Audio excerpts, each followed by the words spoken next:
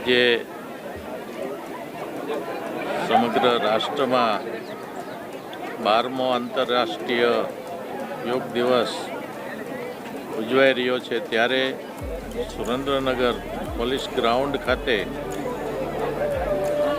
કલેક્ટરશ્રી, ડીએસપીશ્રી, ડીડીઓશ્રી, જિલ્લાના તમામ વહીવટી અધિકારીશ્રીઓ, સંગઠનના પ્રમુખ શ્રી હાર્દિકભાઈ, કોર્પોરેશનના તમામ ચૂંટાયેલા પદાધિકારીશ્રીઓ અને અધિકારીઓની હાજરીમાં આજે 12મો યોગ દિવસ આજે ઉજવાઈ ગયો છે.